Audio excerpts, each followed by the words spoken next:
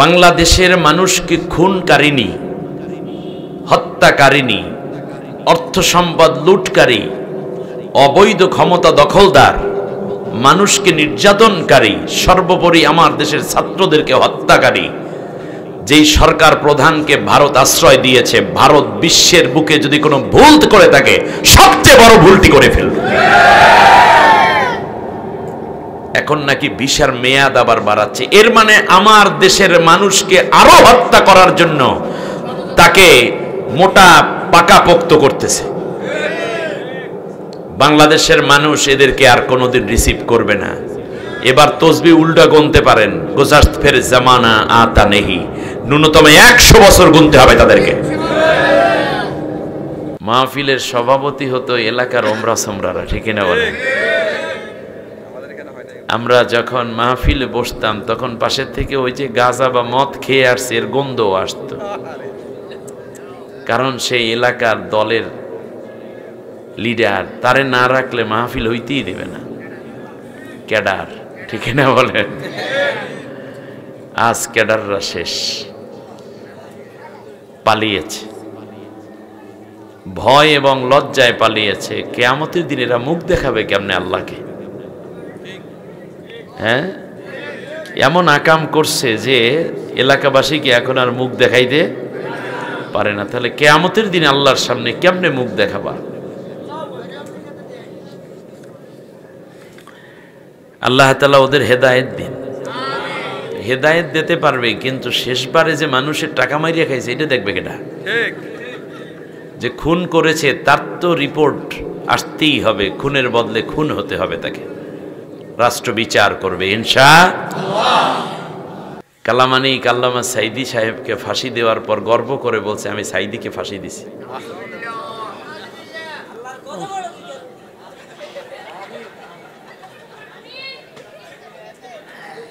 কালামানি বরক পাতার উপরে, কলা পাতার উপরে শুয়ে স্বপ্নে দেখে সে দাদার দেশে চলে গেছে। বলতেছে যে আমি কি বাংলাদেশে ফিরে যাওয়ার জন্য এদেশে আসছি? সিপাতে ধরা খাইয়ে কি জানি ফাড়াই দিয়েছে, বললা পাইনি। আহা,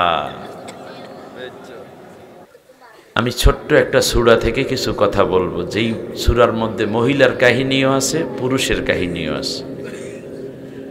জঘন্য দুইজনার কথা আছে, তাদের পরিণতির কথা আছে।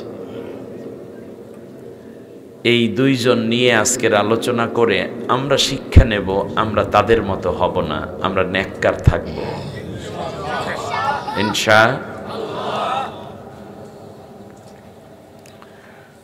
ইনশাআল্লাহুল আজিজ।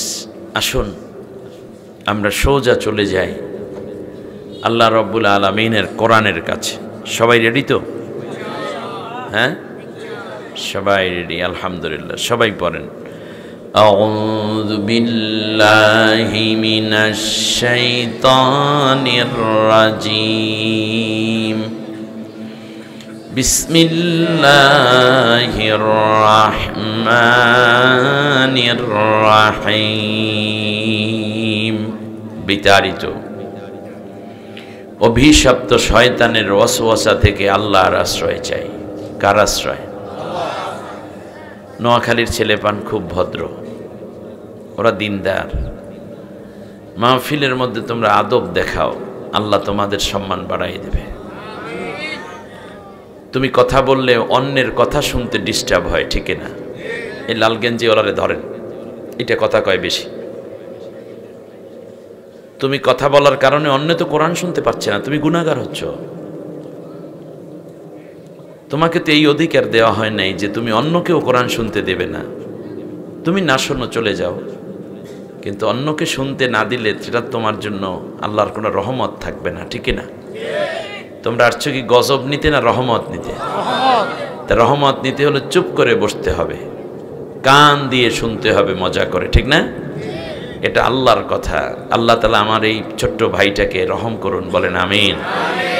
আল্লাহ ওকে মাফ করে দিন, আল্লাহর মা বাবার কলিজা ঠান্ডা করে দিন। আমরা সাহায্য চাই কার কাছে? সাহায্য করবেন কে? আশ্রয়দাতাকে, প্রশ্রয়দাতাকে, মুক্তিদাতাকে, উদ্ধারকর্তাকে। America, China, France, Russia, Bharat. পাইলে তো প্রত্যেক দিন মাইরে ফেলায়, ঠিক কিনা বলেন? হ্যাঁ, আল্লাহ আমাদের রহম করবেন, আমাদের সাহায্য করবেন। আল্লাহর কাছেই আমরা আশ্রয় চাই।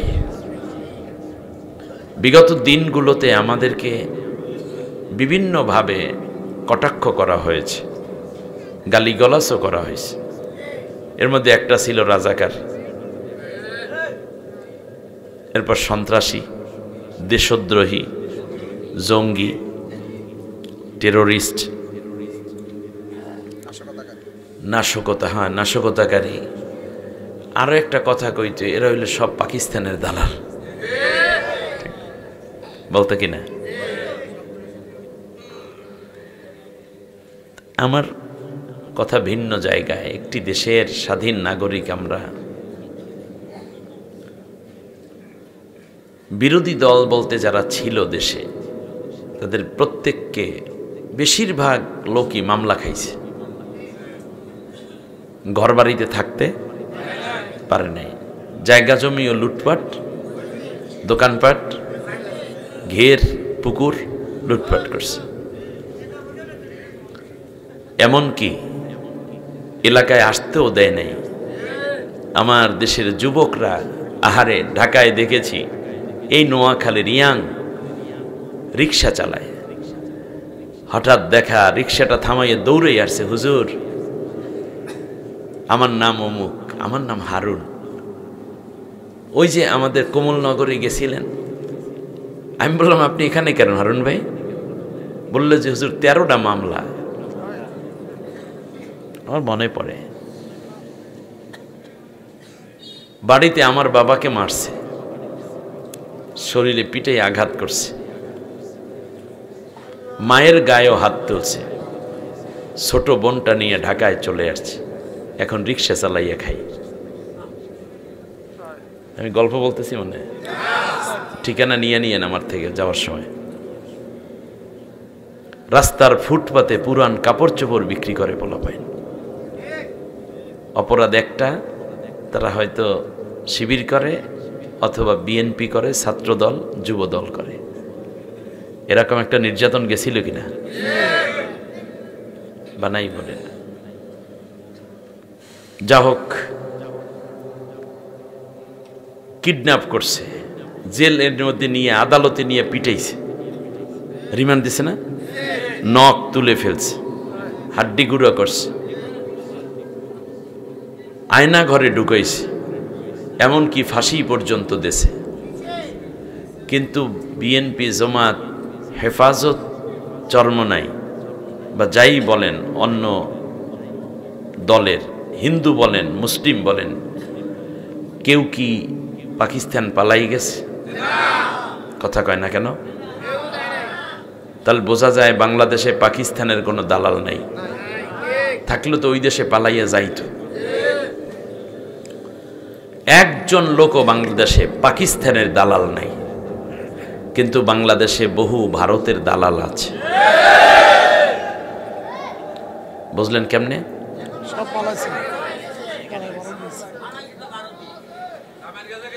যে যেই দেশের দালাল সে সেই দেশে পালায়।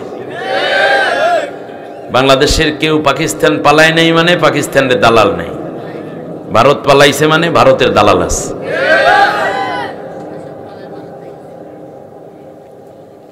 ভারতের সবচেয়ে রাজনৈতিক ভুল যেটা, আজ এই ছোট্ট মাহফিলটায় আমি ঐতিহাসিক একটি বাণী বলে গেলাম।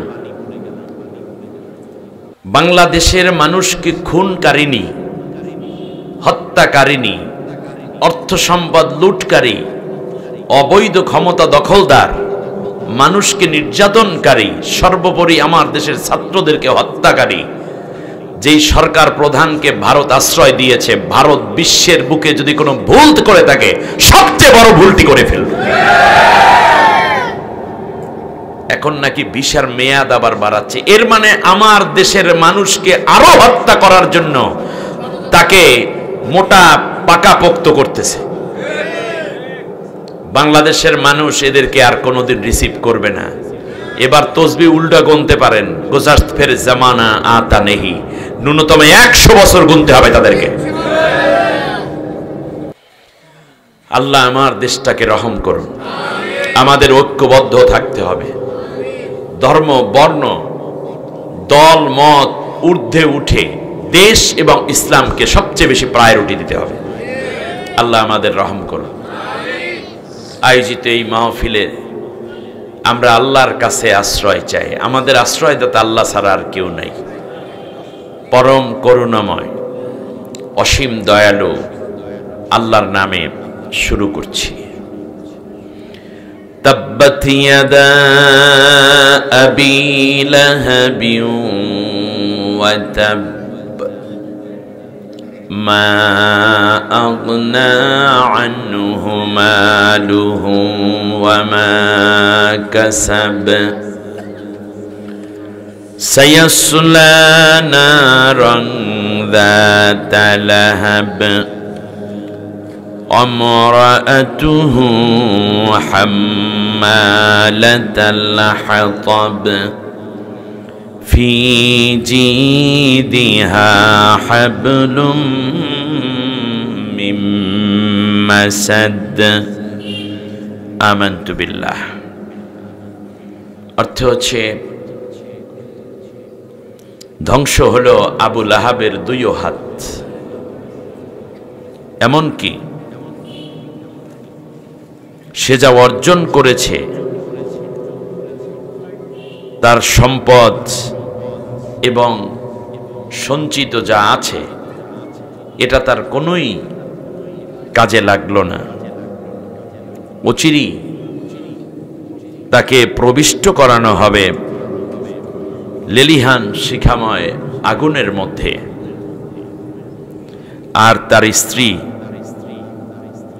যে কাঠের বোঝা বহন করে শেষ জীবনে কাঠ বিক্রি করে জীবিকা নির্বাহ করতে যাবে, সে অবস্থায় খেজুর গাছের পাকানো রশির মধ্যে গলা আটকে ফাঁসির মতো অবস্থা হয়ে নিজে নিজেই মরবে। বারাকাল্লাহু লানা ওয়া লাকুম ফিল কুরআনিল আযীম। اللهم اغفر لنا ولوالدينا ولجميع المؤمنين والمؤمنات يوم يقوم الحساب। সূরার নাম সূরা লাহাব। আপনারা জানেন আয়াত আছে 5টি, রুকু 1টি, মক্কায় অবতীর্ণ সূরা। নবুয়ত জিন্দেগীর 3য় বৎসরে এই সূরাটা নাজিল হয়েছে নবীজির। এটা তাফসীর মাহফিল না? তাহলে আমি একটু তাফসীরের মতো করে গুছিয়ে বলার চেষ্টা করি। আমি তো তাফসীর কারক না, আমি হলাম ছাত্র। আমার উপস্থাপক ভাই অনেক বাড়িয়ে বলেছেন, আসলে এর কোনো গুণ আমার ভেতরে নাই। উপমহাদেশের শ্রেষ্ঠ আলেম, আমি শ্রেষ্ঠ আলেমদের জোতা টানার লোক না। শ্রেষ্ঠ আলেম হওয়া তো বহু দূরে। আমার একটা কোয়ালিটি আছে, এটা আল্লাহর কাছে চাইছি এবং আল্লাহ দিয়ে রেখেছেন। ওহিব্বুস সালিহিনা ওয়ালাস্তু মিনহুম লাআল্লাল্লাহা ইয়ারযুকনি সলাহা। আমি জ্ঞানী, শিক্ষিত, উচ্চ শিক্ষিত কিংবা খুব বড় নেককার এগুলো না, তবে আমি আলেমদেরকে খুব ভালোবাসি, নেককারদেরকে খুব ভালোবাসি। এটা আমার চরিত্র। বিশ্বাস করে এই ভালোবাসার বরকতে কিয়ামতের দিন আল্লাহ আমাকে তাদের সাথে শামিল থাকার সুযোগ করে দিবেন। এটাই আমি আল্লাহর গোলাম, এটা সবচেয়ে বড় বৈশিষ্ট্য। এক মাহফিল, আমার জীবনে 2টা মাহফিলে আমি খুব কষ্ট পেয়েছি। এই একটা পোস্টার, এই পোস্টারে নাম কখন কিভাবে দেবে এটা কি কোনো বক্তা জানে? এই চিন্তা করেন কারা? আয়োজকরা, রাইট। আয়োজকের দৃষ্টিতে যার নাম উপরে দেওয়ার কথা উপরে দেয়, নিচে দেওয়ার কথা নিচে দেয়। বাংলাদেশের আমারই এক ভাই, একেবারে স্বজাতি ভাই, উপরে আমার নাম নিচে তার নাম দেওয়ার কারণে পোস্টার পৌঁছার পর তিনি বলছেন যে আমার নাম নিচে বিধায় আমি এই মাহফিল করতেই যাব না। আমি নামটা নিলাম না। ভাইটার জন্য দোয়া করা ছাড়া আমরা কি কিছু করতে পারি? আমি নাম বললে আপনারা আশ্চর্যান্বিত হবেন যে এত বড় মুখলেস দায়ী কেমনে এটা করলো। আমারও খুব কলিজার মানুষ, আমি জানিই না। ও বাড়িতে যাওয়ার পর শুনতেছি যে হুজুর আমরা বিপদে পড়ে গেলাম। সে কি বলল যে আপনার নাম উপরে দিয়েছি আমরা একটা ভিন্ন কারণে, কিন্তু তাকেই আমরা প্রধান অতিথি রেখেছি, কিন্তু তিনি আসবেন না। কথা রেকর্ড হচ্ছে। আমি সহ সব দায়ী আল্লাহ যেন সংশোধন হতে পারেন সেই জন্য কথাটা বলছি। তিনি আসলেনই না। এ পর্যন্ত বলছে যে আপনি যখন টাইম চান হুজুরের আগে আপনি চাইলে আগে দেব, পরে চাইলে পরে দেব, কিন্তু প্লিজ আমাদের মাহফিলটা নষ্ট কইরেন না। বলছে তার নাম উপরে দিবে, আমার কাছে বলো নাই কেন, অনুমতি নাও নাই কেন? আমি কথাটা বোঝাতে পেরেছি? আমি কিন্তু বানিয়ে বলছি, আমি এমনি তো অসুস্থ মানুষ। আমি এই কথাটা বললাম এই জন্য যে এই রোগও আমাদের কারো কারো আছে। খুব রিসেন্টলি উপরে আমার নাম দিয়ে রেখেছে, ওনার নাম বিশেষ অতিথি রাখছে কেন? বিশেষ অতিথি তো শেষে ওয়াজ করে না, যে প্রধান সে শেষে করবে। শেষকালে মাহফিল কর্তৃপক্ষ নোয়া খেললে তো এরা ওই সব জিনিস তেল দেয় না, ঠিক না?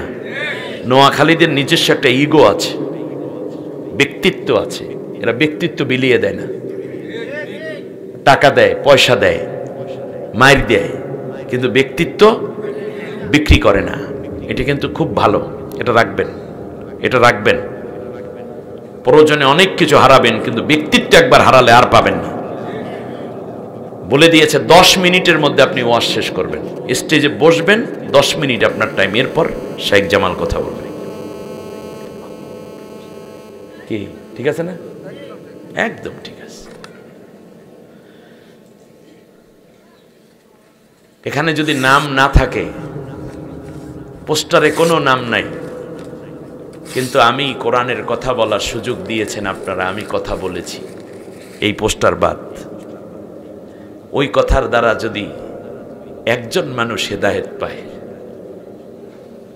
পুরো মাহফিল সফল, আমি জামালউদ্দিনও সফল। নামটা জরুরি না কামটা জরুরি? দুনিয়ার সব পোস্টারে আমার নাম উঠলো, আল্লাহর রহমতের খাতায় আমার নাম নাই। আমার মতো হতভাগা মানুষ পৃথিবীতে আর নাই। পৃথিবীর কোন পোস্টারে নাম নাই, কিন্তু আল্লাহ তার রহমতের খাতায় গুনাহগারের নামটা লিখেছেন। রহমতের খাতার মধ্যে আমার জীবন সফল।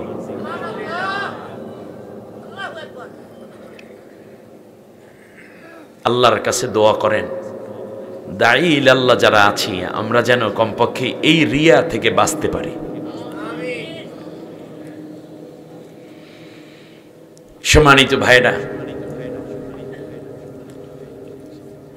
খুব সংক্ষিপ্ত কথা হচ্ছে,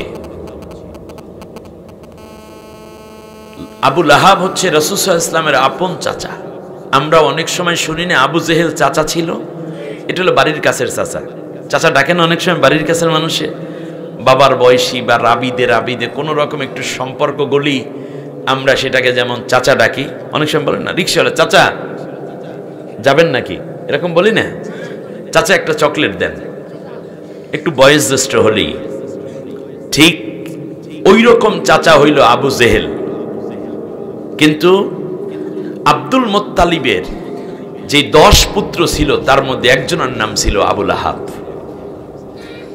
তাহলে বোঝা যায় এইটা ছিল আপন চাচা। ওই যে আমির হামজা আপন চাচা, আবু তালেব আপন চাচা। রাসূল সাল্লাল্লাহু আলাইহি ওয়াসাল্লামের বাপরা যে 10 ভাই ছিলেন। যা হোক, এই আবু লাহাব কি করলো? কান খাড়া করে শুনেন এই সূরাটা কখন নাজিল হলো। আল্লাহ রাব্বুল আলামিনের হাবিব কোরআন পাওয়ার পরে প্রথম 2 বছর গোপনে গোপনে দাওয়াত দিলেন। আল্লাহ সুবহানাহু ওয়া তাআলা আয়াত নাজিল করলেন, অনজির আশিরাতাকাল আকরাবিন। একেবারে ফ্যামিলির বাইরে তুমি নবী, এবার পাশাপাশি কাছাকাছি যারা আছে তাদেরকেও তুমি কি করো? দাওয়াত দাও। বিশ্বনবী সাল্লাল্লাহু আলাইহি ওয়াসাল্লাম সকালবেলা, আরবের মানুষেরা সকালবেলা ভালো খায়, দুপুরবেলা তারা কম খায়, কারণ প্রচন্ড গরমের মধ্যে বেশি খাইলে অসুবিধা। এ কারণে তাদের সকালের খাবারটা খুব কি হয়, মজবুত হয়, ঠান্ডা ঠান্ডা পরিবেশ। বিশ্বনবী ভোর রাত থেকেই লোকদেরকে ডেকে উট জবা দেওয়াইলেন, দুম্বা জবা দেওয়াইলেন। এলাকায় আমরা বড় অনুষ্ঠান করলে যেমন বাবুর্চি দাওয়াত দেই, তারা রান্না বান্না করে, খাবারের অ্যারেঞ্জমেন্ট করা হলো। সাফা পাহাড়ের কিরানে বিশ্বনবী সাল্লাল্লাহু আলাইহি ওয়াসাল্লাম খাওয়া দাওয়ার অ্যারেঞ্জমেন্ট করলেন। শেষবারে বললেন, কেমন হয়েছে খাবার দাবার? বলে, মোহাম্মদ খুব ভালো। নবীর বয়স তখন 43, কত? 43 বছর বয়স হয়ে গেল। আল্লাহর নবী বললেন, একটা জরুরি কথা বলার জন্য তোমাদেরকে ডাকলাম। বলল, কি কথা? আমরা অনেকেই জানি এই হাদিসটা। নবী বললেন, আমি যদি বলি পাহাড়ের ওপার থেকে একদল সশস্ত্র বাহিনী এই মুহূর্তে আক্রমণ করে আমাদেরকে শেষ করে দিবে, তোমরা কি বিশ্বাস করো? বলল, মুহাম্মদ তোমার কথা কেন বিশ্বাস করব না? কারণ জীবনে তো কোনোদিন শিশুবেলা থেকে আজও পর্যন্ত একটাও মিথ্যা কথা তুমি বলো নাই। যে শিশুবেলায় মিথ্যা বলে না, কৈশোরে মিথ্যা বলে না, শৈশবে মিথ্যা বলে না, যৌবনে কথা মিথ্যা বলে না, 43 বছরে এসে কি সে মিথ্যা বলে? বলে না। বিশ্বনবী সাল্লাল্লাহু আলাইহি ওয়াসাল্লাম বললেন, তাহলে মূর্তি পূজা ছেড়ে দাও। ইয়া আইয়ুহান নাসু উবুদু রাব্বাকুমুল্লাযী খালাকাকুম ওয়াল্লাযীনা মিন ক্বাবলিকুম লাআল্লাকুম তাত্তাকুন। হে মানুষেরা, ওই আল্লাহর ইবাদত করো যে আল্লাহ তোমাকে তৈরি করেছেন, তোমাদেরকে, তোমাদের পূর্বপুরুষদেরকে। ওই মূর্তিগুলায় তোমাদেরকেও বানায় নেয়, পূর্বপুরুষদেরকেও বানায় নেয়। তাহলে তোমরা মুত্তাকি হবে, তোমরা জান্নাতি হয়ে যাবে। সুবহানাল্লাহ বলেন। কথা শুনে মানুষগুলোর মাথার ভিতরে উল্টাপাল্টা শুরু হয়ে গেল। কি বলে, কি দিয়া কি বলে? মোহাম্মদ মূর্তি পূজা ছাইরা দিয়ে আমরা কি মরব নাকি? কেউ রাগ করলো, কেউ গালিগালাজ করে, কেউ বলে খাওয়াইয়া দাওয়াইয়া কাম নাই, বড় একটা কথা শুনাইয়া দিচ্ছে। এমন সময় আবু লাহাব আল্লাহর নবীকে একটা গালি দিল, বলল, তাব্বাল্লাকা ইয়া মুহাম্মদ, মুহাম্মদ তুমি ধ্বংস হয়ে যাও। কি বলল? তুমি ধ্বংস হয়ে যাও। শুধু এই কথাই নয়, পাশে ছিল একটা পাথর, অনেক পাথরই ছিল। সাফা পাহাড়ের পাদদেশে একটা পাথর উঠাইয়া নবীজির গায়ের দিকে জোরে নিক্ষেপ করল। আল্লাহ রাব্বুল আলামিন ডাক দিয়া কয়, আবু লাহাব রে, যেই নবীকে তৈরি করলাম এত মায়া করে, এত আদর করে, বানাইলাম রহমাতুল লিল আলামিন, বানাইলাম হাবিব, পাতাইলাম এত সুন্দর সম্পর্ক, দোস্ত বানাইয়া দিলাম, তামাম বিশ্বের জন্য করুণার আধার বানাইলাম, উসওয়ায়ে হাসানা বানাইলাম। শিশুবেলায় মা হারাইলো, মায়ের গর্ভে থাকতে আবার বাবাকে হারাইছিল। তিল তিল করে আমার নবীটাকে আমি বড় করলাম। প্রথম দাওয়াতের দিন তুই পাথর মারলি, যেই হাত দিয়ে পাথর মারলি এই হাত তোর ধ্বংস হয়ে যাও। যাক, তুই বললি তাব্বাল্লাকা ইয়া মুহাম্মদ, মুহাম্মদ তুমি ধ্বংস হয়ে যাও। আমি আল্লাহ তাআলা বললাম, যেই হাত দিয়ে পাথর মারছো তাব্বাত ইয়াদা, তোর হাতই ধ্বংস হয়ে যা। খেয়াল করেন, আবু লাহাব বলল তাব্বা, আর আল্লাহ বললেন তাব্বা। তাব্বাল্লাকা ইয়া মুহাম্মদ, মূল কথা ছিল তাব্বা। তাই তাব্বাত প্রথম শব্দ তাব্বা, আর ওখানে হলো তাব্বাল্লাকা ইয়া মুহাম্মদ। তাব্বাল্লাকা, এখানে তাব্বাত ইয়াদা আবি লাহাব। তাহলে এখন দেখেন তাব্বা শব্দ দিয়েই আবু লাহাবও শুরু করছে, আল্লাহও শুরু করছে। এর দ্বারা বোঝা যায় নির্দোষ কোনো মানুষকে যদি দোষী বলে কোনো গালিগালাজ শুরু করে দেয় কেউ, তাহলে আল্লাহ তাআলা ওই অপরাধ দিয়েই মূলত তাকে প্রথমে সাইজ করা শুরু করে। কথা বুঝে আসছে আপনাদের? যারা নির্দোষ আলেম ওলামাদেরকে জেনাকার বলেছিল, আর 14 গোষ্ঠীরে আল্লাহ তাআলা ধর্ষণকারী বানাইয়া জম্মের মতো ছোট ছাত্র, যুবক, বৃদ্ধ, বৃদ্ধা সবগুলাকে দিয়া আল্লাহ ধর্ষণ করাইয়া তারপর ওদের পুরো কমটাকে, পুরো দলটাকেই যেন ধর্ষণ দল বানাই চাইয়া দিছে। নির্দোষ মানুষের ঘাড়ে চাপানো হয়েছে খুনের বোঝা। আল্লাহ তাআলা এমন কাম করাইছেন, এত বেশি খুন করাইছে তাদেরকে দিয়া। বাংলাদেশে যদি খুনি দল বলতে কোনো একটাকে বোঝায়, তাহলে তাদের কি বোঝায়? আমি নাম নিয়ে আজকে তাফসীর মাহফিলকে ছোট করতে পারবো না আমি। তাহলে আপনারা বুঝতেছেন কিনা? বানাইছিল, আলেমদেরকে বলছে ওরা চোর। ওই কবে যেন সাইদি সাহেবের ব্যাপারে বলা হয়েছে হিন্দু বাড়ির কাশের বাটি, প্লেট, কলসি এইগুলা চুরি কইরা নিয়ে যাইতেছিল। এইটা দেখছে কে? 4 মাইল দূর থেকে একজনে দেখছে।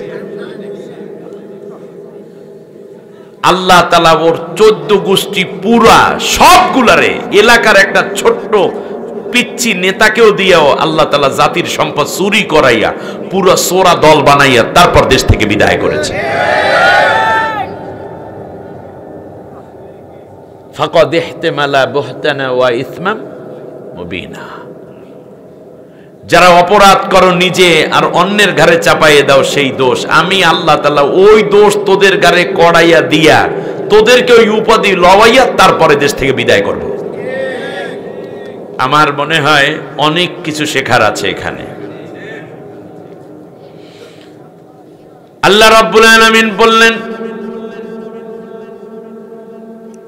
তাব্বাত ইয়াদা, ইয়াদাইনে ছিল, দুইও হাত ধ্বংস হোক। পাথর মারছে কয়াত দিয়া, কিন্তু আল্লাহ কয় কয়াত ধ্বংস হইবে। কারণ কি? কারণ হইল আপনারা দেখবেন 2 হাত দিয়া যদি মারে একটা ভারী জিনিস বেশি যায় না। 1 হাত দিয়া যদি মারে তাহলে জোর পায় না বেশি, আর 1 হাত শেল্টার দেয়। ছোটবেলায় ঢিল মারতাম না এইভাবে, 1 হাত না নাড়াইয়া যদি মারেন তাহলে দূরে যাইবে, নাকি 1 হাত এই দিক দিয়ে যদি এইটা পিছনে যায় আর এইটা সামনে যায়, তা একটায় মারে আর একটায় শেল্টার দেয়। কথা বলে না? একটায় মারে আর একটায় সহযোগিতা করে, হেল্প করে। এইটা হেল্প না করলে এইটা বেশি শক্তি পায় না। তা আবু লাহাব মারছে 1 হাত দিয়া, আর এইটাই কি দেছে? শক্তি যোগাইছে। এই জন্য আল্লাহ কয় যে এক দলে মারে আর এক দলে পিছনে বসে শক্তি যোগাও।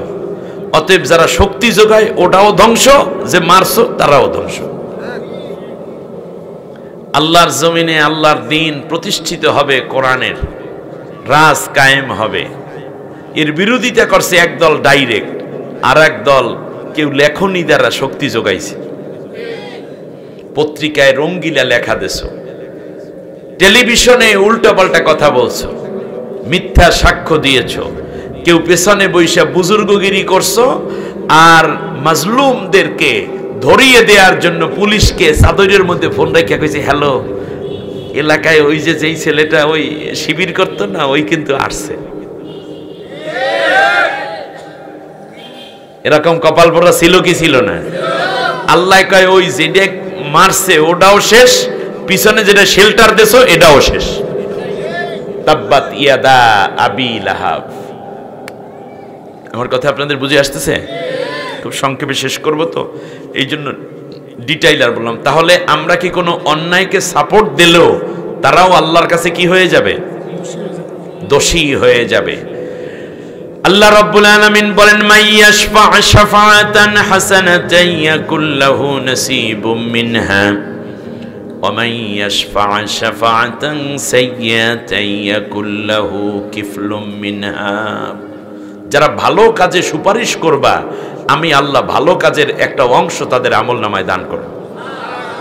আর যদি কেউ অপরাধের কাজে সহযোগিতা করো, তাহলেও আমি আল্লাহ ওয়াদা করলাম ওই যারা সহযোগিতা করবে তাদের আমলনামায় একটা গুনার সমান সওয়াব দান করে দেব, সমান গুনাহ এবং অপরাধ দান করে দেব। নাউজুবিল্লাহ পড়েন। অতএব এক দল ক্ষমতায় গেছে, ক্ষমতায় যাইয়া অবৈধভাবে ক্ষমতায় গেছে, আর এক দলে যাওয়ার জন্য শেল্টার দিয়েছেন। অনেক লোক আছে, ওনারা তো গেছে মনে করেন 9টার সময় ক্ষমতায়, সকাল, কিন্তু রাতে যারা ভোট বাক্স বইরা দিয়ে দিয়েছেন এক্সের সিলমাইরা, তারাও গুনাহ থেকে বাঁচতে পারবেন না, কারণ আপনি সহযোগী। বলেন আপনি কি সহযোগী? সহযোগী হওয়ার অপরাধে আল্লাহ তাআলা বললেন ওর বাম হাতও শেষ, ডাইন হাতও শেষ। তাব্বাত ইয়াদা। আপনি বুঝতে পারেন বাইতুল মুকাররমের খতিব সাহেবের মতো মানুষ, এর মানে কি? এর মানে হচ্ছে অন্যায়ের সহযোগী হলে তাদের পরিণতি কি হয় আল্লাহ চোখের সামনে। তবু আমার মায়া হয় কোন আলেম এভাবে হওয়াটা আমার জন্য দুঃখজনক। তবে আল্লামা সাইদি সাহেবের ফাঁসি চাইয়া যেই বুজুর্গ বিআইসাফ শাহবাগে উইশ করতে গিয়েছিলেন, বাংলাদেশের আলেমদের উচিত তাকে বিচারের কাঠগড়ায় দাঁড় করানো করা। ঘৃণা তোমাদের জন্য, গোলামীর শেষ সীমা পর্যন্ত তাগুত জালেমকে তোমরাই টেকায় রাখছিলা অল্প কয়েকটা হালুয়া রুটির আশায়। আল্লাহ কোরআনের মধ্যে বলেছেন মাসালুহু কামাসালিল কলব। এইরকম আলেম যারা হবে জালেমকে সাহায্য করবে, মনে রাখবা তাদের উদাহরণ হচ্ছে কুকুরের মতো।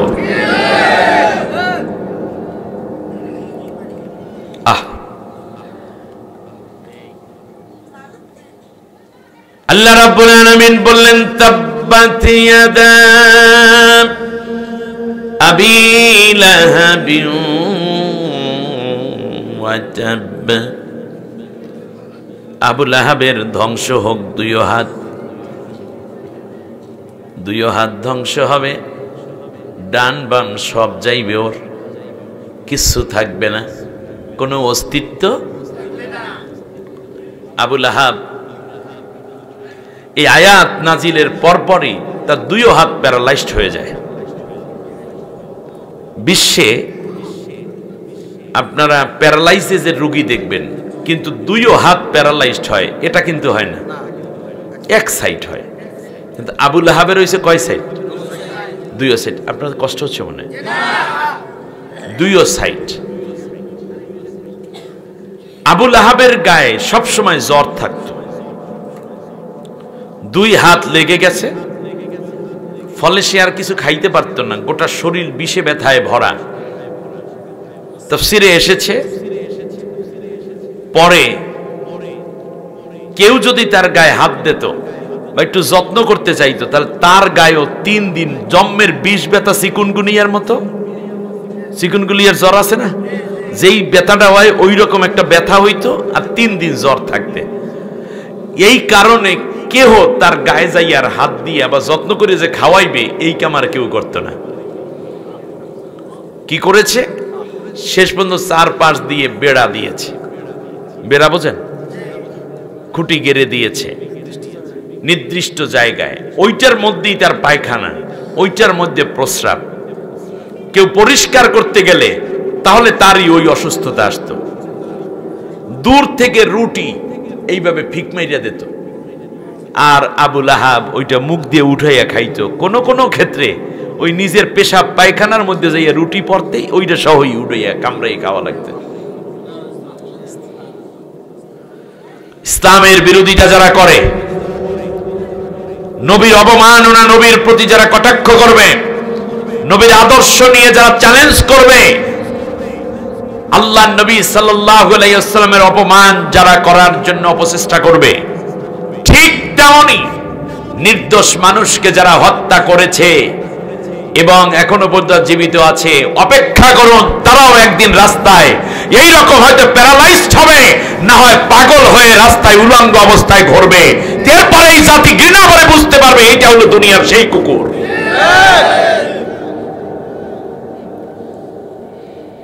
আপনারা মনে করেছেন দিন শেষ হয়ে গেছে, না, শুরু হয়েছে। আয়না ঘরের মতো এত বড় নির্যাতন সেল কেন বানাইছিল? কোন পশুকে, পাগলা কুকুরকেও তো মানুষ এত শাস্তি দেয় না। তাব্বাত ইয়াদা আবি লাহাব ওয়া তাব, সব ধ্বংস, যা সে অর্জন করেছে তাও ধ্বংস। টাকা পয়সা কোনো কাজে লাগছে? কোনো কাজে লাগে নাই। মা আগনা আনহু মালুহু ওয়া মা কাসাব, কোনো উপকারে আসে নাই তার ধন সম্পদ এবং যা সে অর্জন করে রেখেছে, কোনো কাজে লাগে নাই।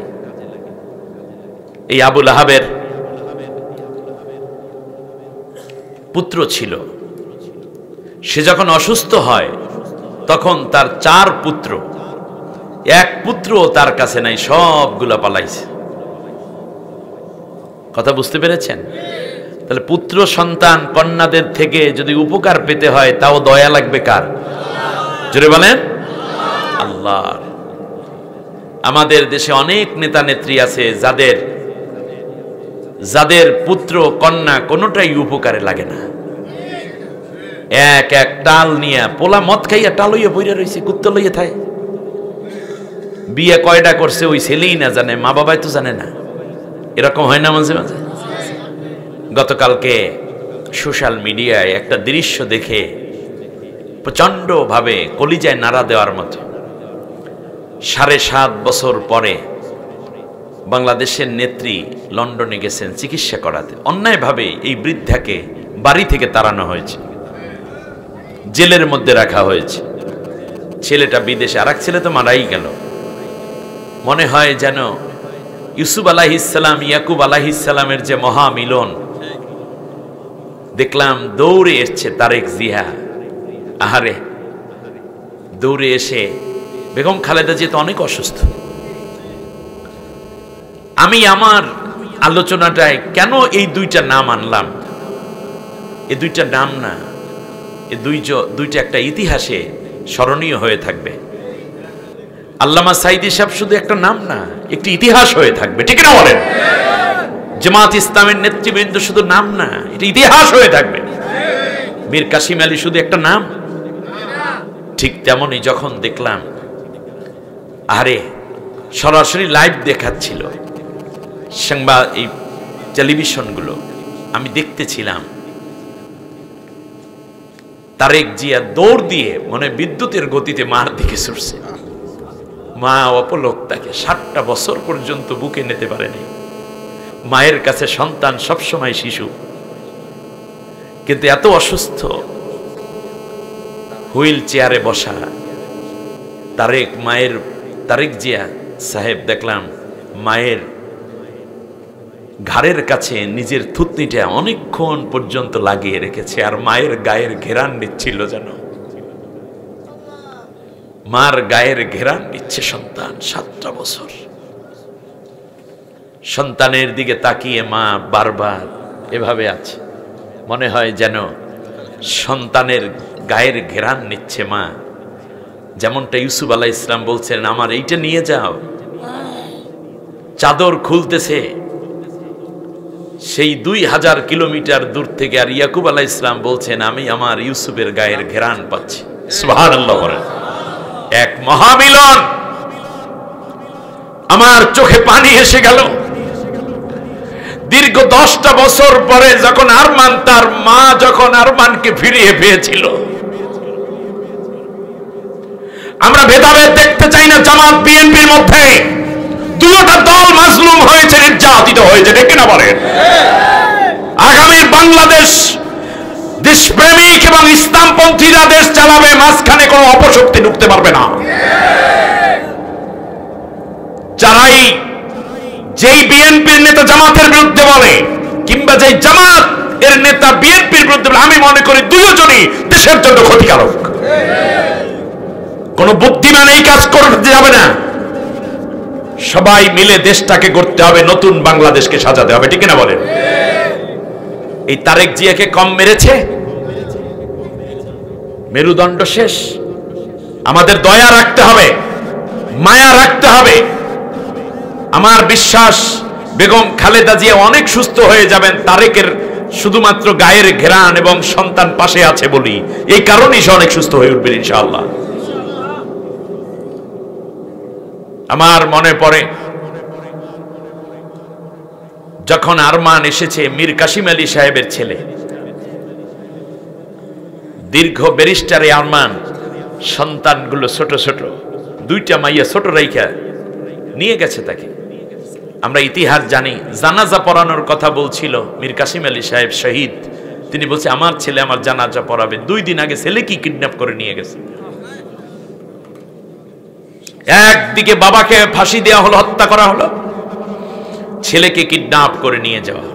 স্ত্রী কতজনে বলেছে বিয়ে বসো তুমি। বিশেষ করে আমি এই পরিবারটাকে চিনি, আমাদের উজাইর ভাই, সালমান ভাই, ইকবাল ভাই, আপনারা হয়তোবা জানেন কিনা, এই পরিবার আমাদের আল্লামা তারিক মনোয়ার ভাইয়ের ভাগ্নে, তারা শহীদ জায়েদ এর ভাই। শহীদ জায়েদের বোনকে বিয়ে করেছে ব্যারিস্টার আরমান। আপনাদের এই মানে তথ্য জানেন না, আমি জানি। শুনুন, আমাদের তার ভাইয়েরাও বলেছে, আত্মীয় স্বজন সবাই বলেছে একটা বিয়ে বসো, কবে আসবে। ছোট ছোট 2টা মেয়ে, মানারাত ইন্টারন্যাশনাল স্কুল ইউনিভার্সিটিতে পড়ে, কিন্তু ওরা তো নিচের ক্লাসে। তো বলেছে যে আমার বিয়ে হয়েছে আরমানের সাথে, আর কারোর সাথে কোনোদিন বিয়ে হবে না। এ দুনিয়ায় যদি দেখা না হয়, আখিরাতে আল্লাহর কাছ থেকে আমার স্বামীকে আমি চেয়ে নেব। আল্লাহু আকবার। আমরা শুধু পুরুষের জেল আর ফাঁসির কথা জানি, কত নারীরা যে তাদের ধৈর্যের পরাকাষ্ঠা দিয়েছে ইসলামী আন্দোলনের জন্য, তাদের দিকে আমরা তাকালে মনে করবেন যে না, আজ এই যুগের সুমাইয়া, আয়েশা, খাদিজা, ফাতেমা, জয়নব আল গাজালি বহুত ঘরে ঘরে তৈরি হয়ে আছে। 10 বছর পর্যন্ত স্ত্রীর একটানা অপেক্ষা। তবুও তো আমাদের তারেক জিয়া সাহেব দেশের বাইরে আছেন, কিন্তু মাকে পায় নাই, বাবাকে হয়তোবা তার দোয়া স্পর্শ নিতে পারেন নাই। কতবার মনে হয় যেন, বারবার মনে হচ্ছিল যে তারেক এই বেগম জিয়া মরে যাচ্ছেন, মরে যাচ্ছেন।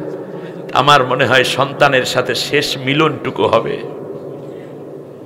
আল্লাহ তাআলা এই জন্য বাঁচাইয়া রাখছেন। সুবহানাল্লাহ। আমরা দোয়া করি, আল্লাহ তার বান্দিকে সুস্থ রাখুন, সুস্থ করে দিন। তিনি ইসলাম বিরোধী না, এই পরিবারটা ইসলামের পক্ষ শক্তি, আলেমদেরকে ভালোবাসেন এবং বাংলাদেশে ইসলামপন্থীদেরকে সবচেয়ে ভালোবেসেছে যদি কোনো সরকার প্রধান, তাহলে তার নাম প্রথম ছিলেন শহীদ প্রেসিডেন্ট জিয়াউর রহমান, ঠিক না? অতএব দ্বন্দ্ব করতে আমরা যাব না। দ্বন্দ্ব করতে গেলেই শয়তান আমাদের মধ্যে একটা সুযোগ তালাশ করবে।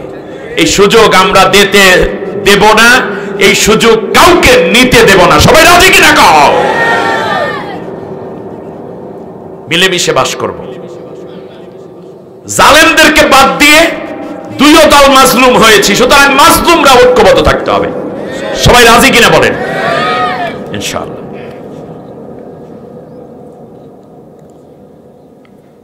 সন্তান দ্বারা উপকার আবু লাহাব পায় নাই। 4 ছেলে, একটার নাম ছিল উতাইবা। নাম কি? উতাইবা। বিশ্বনবী সাল্লাল্লাহু আলাইহি ওয়াসাল্লাম হেঁটে যাচ্ছেন, এই উতাইবা বাবার সাথে যাচ্ছে সফরে, যাচ্ছে যাচ্ছে ব্যবসায় সিরিয়ায়। এক কাফেলায় 142 জন। কতজন ব্যবসায়ী? 142 জনের কাফেলায় আরবের মানুষ যাচ্ছে। তখন তো গাড়ি ছিল না, ঘোড়ায় চড়ে যাচ্ছে সিরিয়ায় মক্কা থেকে। বিশ্বনবী সাল্লাল্লাহু আলাইহি ওয়াসাল্লাম মক্কার উপকণ্ঠে একাই কি যেন করতেছিলেন।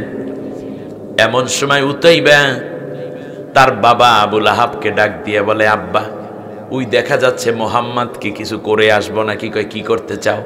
কয়, কালে বলল যে আমি প্রয়োজনে গালিগালাজ করব, মোহাম্মদ কোনো জবাব দিলে পিটাইয়া সাইজ করে আসব, তাহলে আমাদের ব্যবসা ভালো হবে।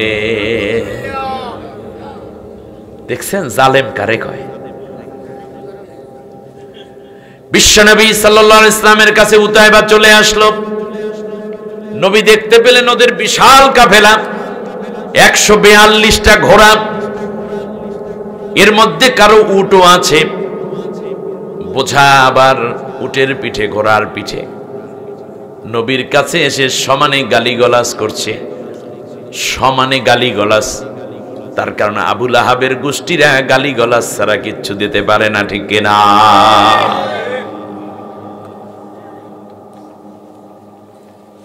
যখন সব গালিগালাজ শেষ, নবী কিচ্ছু জবাব দেয় না, দাঁড়িয়ে আছে। আবু লাহাব দূর থেকে খুব মজা লইতে আছে,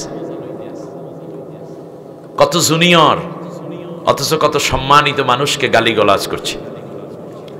আল্লাহর নবী কিচ্ছু বলেন নাই, একেবারে শেষবারে শুধু বললেন, আল্লাহুম্মা সাল্লিত আলাইহি কালবাম মিন কালাবিদ দুনিয়া।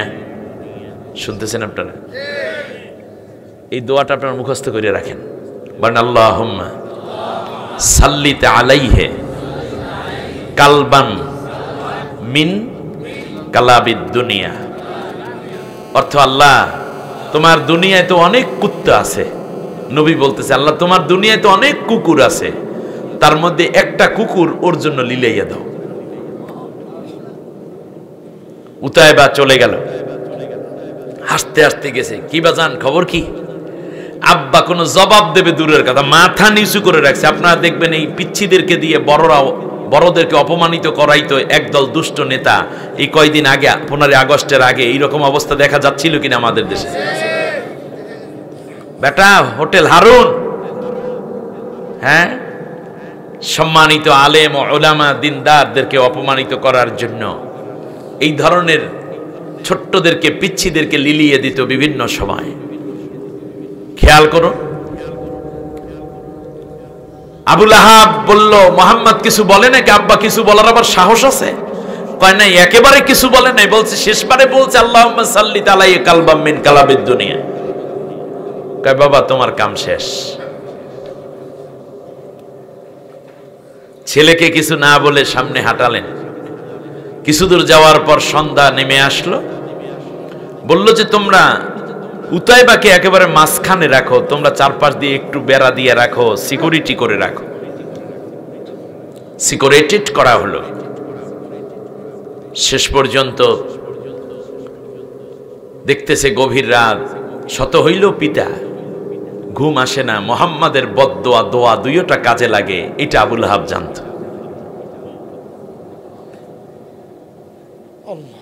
আল্লামা সাইদি সাহেব বলে নাই,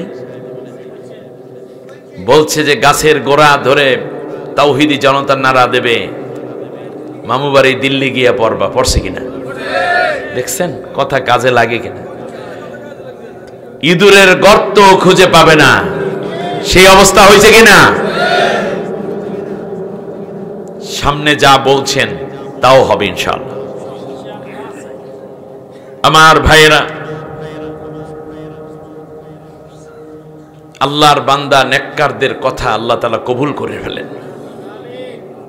তোমরা অনুচিত কাজ করেছিলা, এবার খেয়াল করো।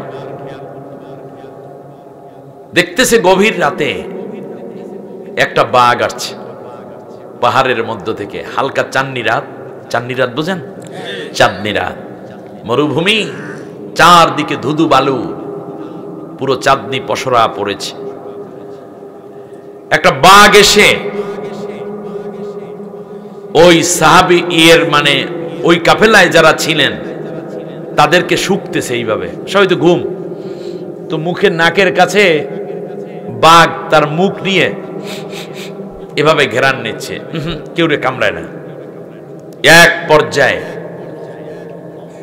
শেষ পর্যন্ত দেখা গেল বাঘটা পিছনের দিকে চলে গেছে, একটা দৌড় দিয়ে এসে জাম দিছে, জোরে লাফ দিছে, লাফ দিয়ে তাবু ঠিক মাছ বরাবরে পড়ছে। পইরা উতাইবার ঘাড়ের মধ্যে একটা কামড় মাইরা পিঠের উপরে উতাইবার দেহটা লই ওখান থেকে জোরে এক লাফ দিয়ে সবার উপর দিয়ে চলে গেছে।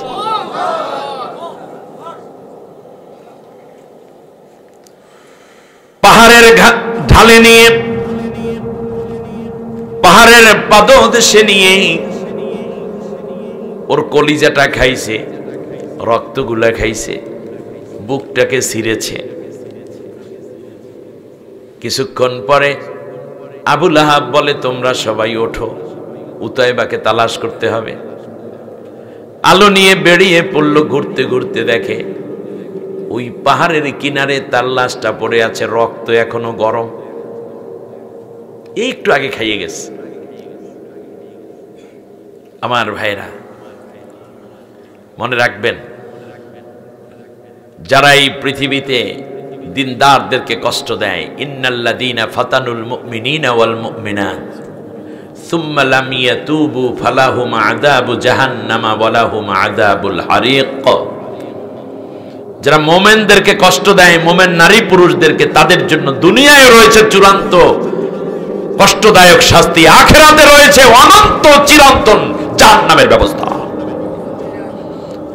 তোমাদের কষ্ট কেউ ফিরাইতে পারবে না। মনে করেছে পালায়ন করে চলে গেছি, মনে হয় বড় ভালো আছি, না। আমার বিশ্বাস এই ভারতের গভর্নমেন্ট চেঞ্জ হবে খুব অচিরেই, এবং ওখান থেকে সন্ত্রাসীদেরকে বহিষ্কার করা হবে।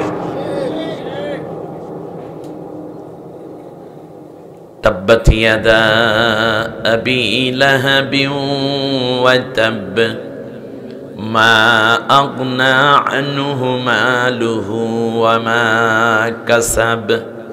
কোনো উপকারে আসে নাই, ছেলেরা চলে গেছে। আবু লাহাব একা পায়খানা মিশাইয়া মনে করে ওইটাই আখের গুড়, এই হিসাব করে রুটির সাথে মিশিয়ে খায়। সায়াসলা নারান যাতা লাহাব, লেলিহান আগুনের শিখার মধ্যে অচিরেই তাকে নিক্ষেপ করা হবে। ওয়াদাকার আল্লাহ। আপনারা বলতে পারেন, হুজুর নবীজির গায়ে পাথর মারে কামেরা, আল্লাহ নবীর সাহাবীদেরকে হত্যা করে কত কাফেরেরা। উহুদের ময়দানে নবীর দান দান শহীদ হয়, লোহার শলাকা মাথার ভিতর ঢুকে পড়ে। কিন্তু আবু লাহাবের উপরে আল্লাহ এত খেপা কেন?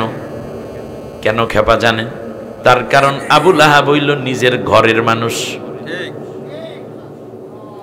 এত চেনে এত জানে, এরপরেও যেহেতু বিরোধিতা করে, এই কারণে আল্লাহ বেশি রাগ। আবু লাহাবের স্ত্রীর নাম ছিল উম্মে জামিলা। নাম কি? উম্মে জামিলা বলতেছে, ও আরবের মানুষেরা, মুহাম্মদকে কি তোমরা আমার চেয়ে বেশি চিনো? আমি চাচি কোলে পিঠে করে এই ছেলেটারে বড় করেছি। এর মতো বড় মিথ্যাবাদী, এর মতো বড় ধুরন্ধর, এর মতো বেশি চতুর এই পৃথিবীতে আর কেউ নাই। এই কারণে তোমাদের সবাইকে এসে জাদু কইরা ফেলাইছে।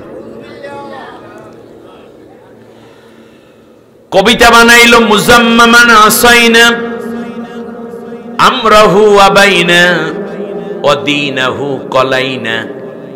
মুহাম্মদ শব্দের অর্থ মহাপ্রশংসিত, আর মুজাম্মাম শব্দের অর্থ সবচেয়ে বেশি নিকৃষ্ট। আল্লাহ কয় মুহাম্মদ, আর উম্মে জামিলা বলে মুজাম্মাম। খেয়াল করেছেন আপনি? মুহাম্মদকে আমরা পাত্তা দিই না, তোমরা এত আসো কেন? মুহাম্মদ যদি ভালো হইতো তাই কি আর আমরা বাইরে থাকতাম? আমাদের ছেলেকে তোমাদের চাইতে আমরা বেশি বুঝি না? আমরাই তার হাতে ইসলাম গ্রহণ করলাম না, তোমরা কেন আসো? এই যে ভেজাল লাগাইছে ঘর থেকে। এই জন্যই এক আলেম যখন আর এক আলেমের বিরুদ্ধে লাগে, তখন মনে রাখবেন যেই আলেম পিছনে লাগছে নিকৃষ্ট ভাবে, ওই আলেম পৃথিবীতে সবচেয়ে বেশি অপমানিত লজ্জিত হয়। এখন আবার কতিপয় লাগছে আমাদের মিজানুর রহমান আজহারি ভাইয়ের বিরুদ্ধে। আজহারি ভাই সালাম ফিরায় কেমনে, এইটা নিয়েও নাকি ওনাদেরকে থেকে শিক্ষা নিতে হবে। আমি একটা কথা বলি, আমি তো অনেক বাড়িয়ে কথা বলার লোক না। আগে মিজানুর রহমান আজহারির কাছাকাছি যান, তারপরে তাকে নিয়ে মন্তব্য করেন। এই 1.5 টাকা 2 টাকার মোল্লা হইয়া এই ঝামেলাগুলো কইরেন না প্লিজ। এতে আপনারা নিজেরা পাতলা হইতে আছেন, মানুষের কাছে আপনারাই ছোট হইতে আছেন। অতএব আল্লাহ যাকে বড় করেন আমরা তাকে সম্মান করতে শিখি। মিজানুর রহমান আজহারি ভাইকে আল্লাহ বড় করেছেন, আমরা কি করব? আমরা দোয়া করব। আল্লাহ চাইলে তো জামালউদ্দিনকে তার চেয়ে বড় করে দিতে পারেন, ঠিক না বলেন? সমস্যা কোথায়? আল্লাহর কাছে কি একজন আচারই থাকবে না কোটি আচারই হতে পারে? আল্লাহর কাছে কি জিনিস শেষ হয়ে গেছে নাকি? ঈর্ষা করেন কেন? ঈর্ষা করেন কেন? এগুলো সব ঈর্ষা। নতুন প্রজন্ম কি কমেন্ট করে দেখেন, আপনারা যখন পোস্ট দেন আজহারির বিরুদ্ধে নতুন প্রজন্ম কি কমেন্ট করে দেখবেন, পারলে জোতা দিয়ে তোমার পিঠে। সুতরাং এইসব ঝামেলা বাদ দেন। মিজানুর আজহারি আমাদের গর্ব, উম্মার গর্ব। আজকে Japan, German, Canada, America, France, Africa, গোটা দুনিয়া যাকে আজকে চিনে। আপনারা কয়জনে চিনে মিয়া? আন্দাজি মান্দাজি। ভাইটির জন্য আমরা দোয়া করব। তার যদি কোনো ত্রুটি আপনার চোখে পড়ে তাহলে তাকে সংশোধনের আকারে তাকে SMS করেন, তাকে লিখেন। এটা আপনি অপপ্রচার করে কি করেন? একটা মানুষ হিসাবে আমি মনে করি তিনি ভুল করতেই পারেন। নবীদের কোনো ভুল নাই, রসুলদের কোনো ভুল নাই। এর বাইরে যা আছে সবাইরই কম বেশি ভুল হতেই পারে, হতেই পারে। আপনি যে বলছেন আপনার জীবনে কত ভুল আপনি হিসাব করেন, আপনি সালাম দিতে গেলে তার মধ্যে ভুল হয়ে যাবে। সুতরাং আমরা কেন ভালোবাসতে পারি না মানুষদেরকে? আমাদের উচিত অন্যকে ভালোবাসা, অন্যকে শ্রদ্ধা করা। এক একটা আয়াত এনায়েতুল আব্বাসী সাহেব আমাদের জন্য গর্ব। সত্যি আমি ব্যক্তিগতভাবে মনে করি তিনি আমাদের গর্ব। সাহিবুল ইলম তিনি। মিজানুর রহমান আজহারি হাফেজাহুমাল্লাহ আমাদের গর্ব। সারসিনা দরবার বাংলাদেশের মুসলমানদের জন্য গর্ব। কওমি মাদ্রাসা বাংলাদেশের ইসলামের দিন তালিমের জন্য, তালিমউদ্দিনের জন্য একটা গর্ব। আল্লামা সাইদি সাহেব ছিলেন আমাদের গর্ব। মুফতি আহমদ সাহেব আমাদের গর্ব। বাবুনগরী মারহুম তিনি আমাদের গর্ব। মামুনুল হক আমাদের গর্ব, আমাদের ঐতিহ্য। বুকটা ভরে যায় তাদের নাম নিলে। মুফতি আমির হামজা আমাদের গর্ব। তাহলে আপনি এইরকম চিল্লাপাল্লা কেন আপনি করছেন? একে অন্যের বিরুদ্ধে কেন লাগছেন? চরমনাইর দরবার আমাদের গর্ব। এটা না থাকলে তো দিন থেকে অনেক মানুষ পিছিয়ে যেত, কিছু হলে তো উপকার হচ্ছে। কিন্তু লাগালাগি পাইলেন কোথায়? এটা বাদ দেন। এইটাই নতুন প্রজন্ম এটা দেখতে চায় না, ঠিক কিনা বলেন? আগামীর দিন যখন আমরা আল্লাহর কোরআন দিয়ে সাজাবার নিয়ত করছি, তরুণরা যখন জীবন দিল, রক্ত দিল, চক্ষু দিল, হাত দিল, পা দিল, সেই মুহূর্তে তুমি মেয়া এরছো। মিজান আজহারি সালাম ফিরায় কেমনে? হাত উঁচু করছে কতটুকু, কেমনে কি করছে, বেটা বক্কর চক্কর আন্দাজি খাইয়ে দেয়, কাম পায় না। এগুলো সব নিম্নমানের চিন্তা। উচ্চ মাপের চিন্তা করে আল্লাহ আপনাকে বড় করে দিবেন, ঠিক না বলেন? আল্লাহ আলেমদের ইজ্জত বাড়াই দেন। তো স্বজাতি নিজের জাতি যখন বিরোধিতা করে তখন আল্লাহ বেজার হয়। এই জন্য আল্লাহ রব্বুল আলামিন আবু লাহাবের ধরছে, আবু জাহিল্লায় মারে, আল্লাহ কিছু কয় না, করুক, ওটার বিচার ভিন্ন। কিন্তু যখন আপন চাচায় পাথর মারলো, আল্লাহ রব্বুল আলামিন কইলেন যেই হাত দিয়ে পাথর মারছো দুইও হাত শেষ হয়ে যা। আল্লাহু আকবার কও। এর মানে তুমি নিজে চেনো মুহাম্মদকে, তারপরেও কেন এই বিরোধিতা তুমি করলে? এই বিরোধিতা কেন তুমি করলে? রাসূল সাল্লাল্লাহু আলাইহি ওয়াসাল্লাম হেঁটে যেতেন, মহিলার কোনো কাজ নাই, সে কাটা বিছাইয়া রাখত। এই উম্মে জামিলা। বিশ্বনবী সাল্লাল্লাহু আলাইহি সাল্লাম যেই পথে হেঁটে যাবেন সেই পথে নিজে মলমূত্র, এমনকি পশুর মলমূত্র বিছাইয়া রাখত, ছড়াইয়া রাখত, যাতে বিশ্বনবী সাল্লাল্লাহু আলাইহি ওয়াসাল্লাম এই জায়গায় আছাড় খায়, শরীরটায় যেন ব্যথা পায় না। কত দূর চিন্তা মহিলার মনে। আবু লাহাব জানোতানা কোনো ব্যক্তি না। আবু জেহেলের দারুণ নতওয়ায় তিনি ছিলেন একজন মন্ত্রী। কি কোন মন্ত্রী? ধর্মমন্ত্রী। কথা বলেন, কোন মন্ত্রী? ধর্ম মন্ত্রণালয়ের দায়িত্ব ছিল এই আবু লাহাবের। মন্ত্রীর বউর অবস্থা শোনেন। মন্ত্রী তো পায়খানা কইরা খায়, রুটি মিশাইয়া, পায়খানা পেশাব মিশাইয়া মন্ত্রী খায়। এমন একদিন হয়তো খবর পাবেন জালেম মন্ত্রীদের অবস্থা হয়তো এর চেয়েও খারাপ হইতে পারে। পালাবি কোথায় যাইয়া রে মানুষ, পালাবি কোথায় যাইয়া, আজরাইল আসিয়া রে যেদিন জান্নি বেকারিয়া রে, পালাবি কোথায় যাইয়া। দুনিয়ায় যদি বেঁচে থাকতে হয় তাহলে একদিন এই খুনের বিচার হবেই হবে। খুব সংক্ষেপে শেষ করি। এই মহিলা কিন্তু এই আবু লাহাব নবীর জন্মদিনে খুব খুশি হয়েছিল। সাউবিয়া নামক দাসী তারে কইছে, আনতে আতেকা, তুমি এখন থেকে স্বাধীনা। 1.5 ভরি স্বর্ণের একটা আংটি ছিল। যখন আইসা বলছে আপনার আল্লাহ আপনাকে একটা ভাতিজা দিছে, সাথে সাথে আংটি দিয়া দেছে চাচাই, ভাতিজার খবর পাইয়া। তো জন্মের দিনে খুব খুশি। আর যেই দিন রেসালাতের দায়িত্ব দিলেন সেই দিন ধরিয়া মাইর বেজার। এইটা হইল আবু লাহাবের ইমান। এই ইমান কার? আমাদের দেশে কিছু কিছু আছে না এইরকম ইমানদার? দেখবেন ইয়া নবী সালাম আলাইকা, গরম গরম জিলাপি, জন্মের দিনে জশ্নে জুলুসে, এরপরে এই সেই কত কিছু, ঈদে মিলাদুন নবী সব ঠিক আছে, কিন্তু যদি বলে আসেন নবীর আদর্শ অনুযায়ী দেশটা চালাই, এই কথা যারা বলে তাদের বিরুদ্ধে ফতুয়া দিয়া কেমনে 12টা বাজাইবে সেই চিন্তায় বিভোর হয়ে যায়। এরকম 2 নম্বরই চিন্তা করা যাবে না। যেই নবীর জন্ম, সেই নবীর মিলাদ, সেই নবীর সিরাত, সেই নবীর আদর্শ জমিনে কায়েম করতে হবে। ঠিক আছে কিনা?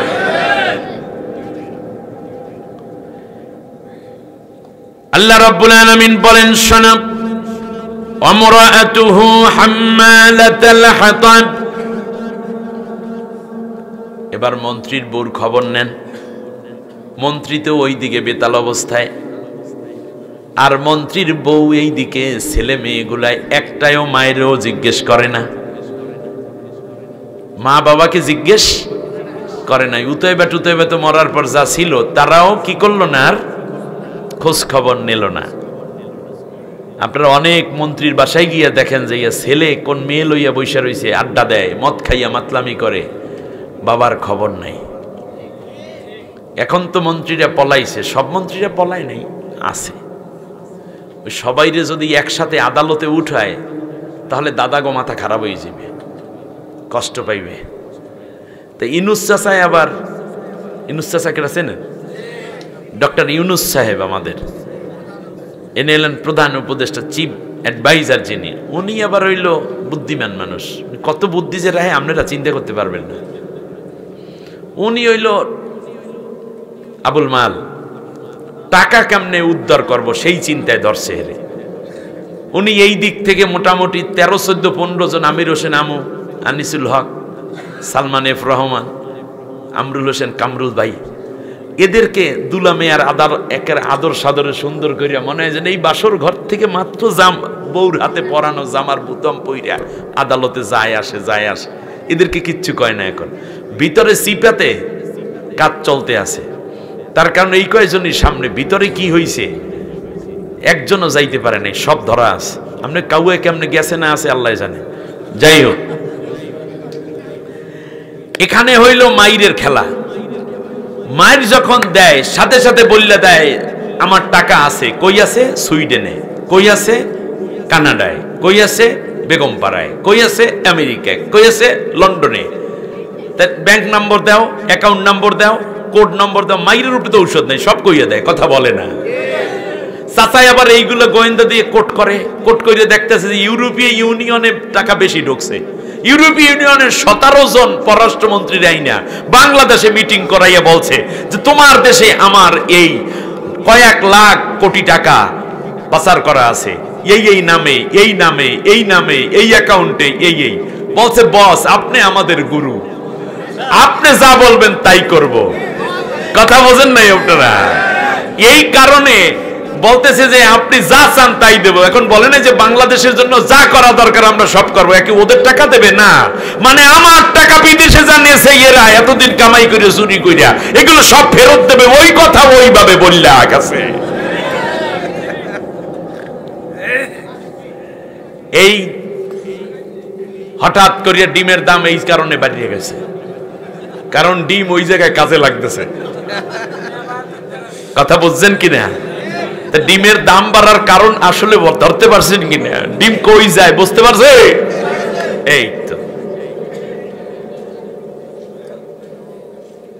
টাকা কেমনে আনতে হয় আমাদের প্রধান উপদেষ্টারে শিখাইতে যাইয়েন না, এই ব্যাপারে উনি পিএইচডি করা। বাংলাদেশের চরম ভঙ্গুর অর্থনীতি যখন, সেই মুহূর্তে বিগত এই 4 মাসে 4000 কোটি টাকা ঋণ পরিশোধ করছে। এবং চাচাই অলরেডি বলে দিয়েছে যে তোমাদের এই পদ্মা সেতু রাস্তাঘাট করতে যেই কয়েক টাকা ঋণ আছে এগুলো সব আমরা একসাথে দিয়ে দিতে পারবো, অগ্রিম দিয়ে দেবো, ওই প্রত্যেক কিস্তি মিস্তি দেওয়ার দরকার নাই। দেবে কোত্থেকে? চাচার ব্যাংক থেকে না। এর মানে ওরা এখান থেকে মারিয়ে কুটিয়া ওই 18 বছরে যা খাইছে জমা করছে, ওরা করছে চুরি, এখন হইবে ডাহাতি, চোরের মাল ডাকাইতে লেগেছে, মাঝখান থেকে চুরি বদনামি থেকে যাইবে, বুকটা ফাইটটা যায়, কইতেও পারবে না কেটে, ব্যাংক থেকে টাকা নিয়ে যাইবে, কিচ্ছু করার আছে? আপনারা বুঝতে অসুবিধা হয়নি তো কোনো? ব্যাস আপনারা মনে করেন সুইস ব্যাংকে টাকা রাখলে আর কোনো অসুবিধা নেই। সুইস ব্যাংকে কোন সুইজে কোন কোড দিয়ে রাখছে ওটাও তো মাইরের উপরে ঔষধ নাই, সিপাতে মাইর দিলে সব কইয়া দেবে ফরফরাইয়া। উনি আবার শর্ট করে আসতে চান, ওনার থেকেও আদায় করতে। প্রাইমারি স্কুলের মাস্টার, অথচ তিনি মন্ত্রীর বউ।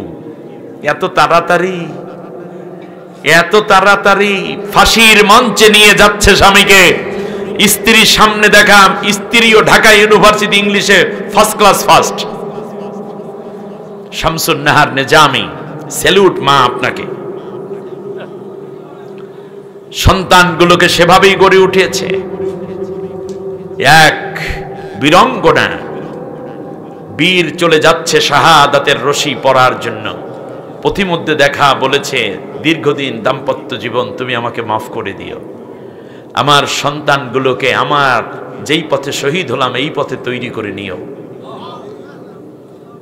তোমার কোনো হক আমি স্ত্রী আদায় করতে পারিনি, জান্নাতের সিঁড়িতে তোমার জন্য অপেক্ষা করব, দুইজন একত্রে অনন্তকাল জান্নাতে থাকবো, কত না মজা হবে। সুতরাং বাকি জীবন আল্লাহর কোরআনের জন্যই কাটাইয়া দিও।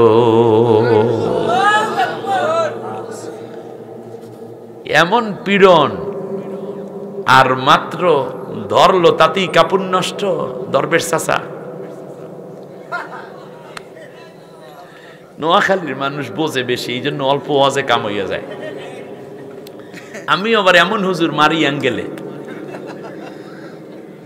বোঝা যায়? এই তো বুঝতে বলেছি। আমরাতুহু হাম্মালাতাল হাতাব, ছেলেগুলো চলে গেছে, স্বামী ঘরের মধ্যে ওই অবস্থায় পইরা রইল। বলুন দেখি এগুলো কে করেন? ওই আল্লাহ এখন নাই? পয়সা হওয়ার কারণে কম বোঝে, জ্ঞান বুদ্ধি আগের চেয়ে একটু কমছে। সুবহানাল্লাহ, আল্লাহর ক্ষেত্রে এগুলো হয়। আল্লাহ রাব্বুল আলামিন বলেন এবার মন্ত্রীর বউ লাকড়ি বিক্রি করে খাও, লাকড়ি বিক্রি করে খাও। কার বউ? কথা কয় না। নাম কি? উম্মে জামিলা। বনে যায়, কাঠ কাটে। বুড়া মানুষ, মহিলা মানুষ কি আর কাঠ কাটতে পারে? ওই গাছের নিচে পড়া কিছু শুকনা শুকনা লাকড়ি, এইগুলা বাজারে বিক্রি করে, 10-12-15টা রিয়াল পায়।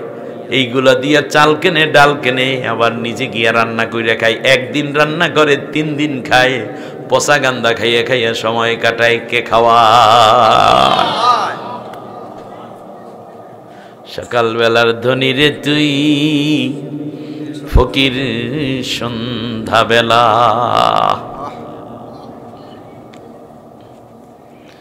ভাইরা আমার, খেয়াল করুন, আস্তে করে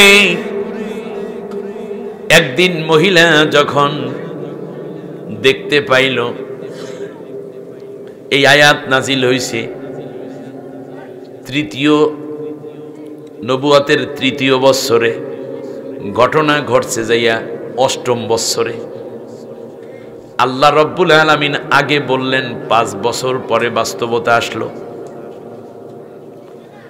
মহিলা যায়,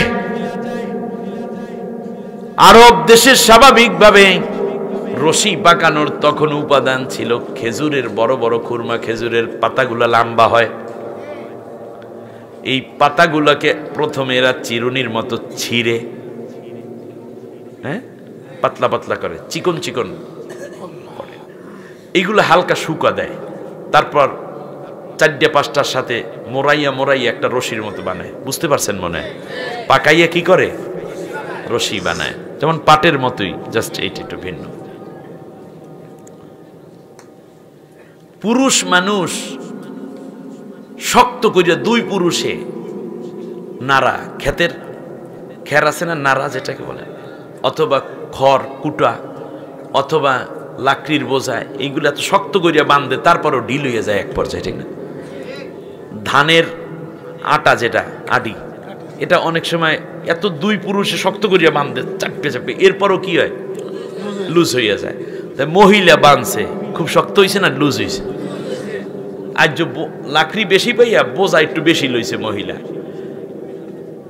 মাথার মধ্যে 76 বছর বয়সের বুড়ির মাথার মধ্যে লাকড়ির বোঝা। বয়স কয় বছর? 76 বছর। লাকড়ির বোঝা, এক হাত দিয়া লাকড়ি ধরছে, আর এক হাত দিয়া লাঠিতে ভর দিয়া দিয়া যায়। হঠাৎ করিয়া মাথা গেছে লাকড়ির ভিতর ঢুকিয়া, আর লাকড়িগুলো পড়ে গেছে পিছনের দিকে। তা মাথা গেছে লাকড়ির বোঝার ভিতরে। মাথা গেছে কোথায়? লাকড়ির ভিতরে। আর বোঝা গেছে সাথে সাথে রশিটা এসে পড়ছে গলার মধ্যে। এই অবস্থায় পড়িয়া সিটপটাং কুল্লু খালাস, মরিয়া গেছে। কি গেছে? মরিয়া গেছে। ফি জিদিহা হাবলুম, আল্লাহর আয়াত বাস্তবায়ন হয়েছে কিনা? রাস্তার পাশে পইরা রয়েছে, কুত্তায় আইসা হয়তো দেখতেছে। মানুষেরা কয় এইটা এরম লেখা। অতএব বোঝা যায় কেউ তারে মারা লাগে নাই, নিজের মরণ নিজেই হয়েছে। অন্যরে ফাঁসি দিতে যাইয়া নিজের ফাঁসি নিজেই আত্মহত্যা করছে, ঠিক না? ওয়েট করেন, ওয়েট করেন, সময়ের ব্যবধানে এই দৃশ্য হয়তো এই জাতি দেখতে পারে।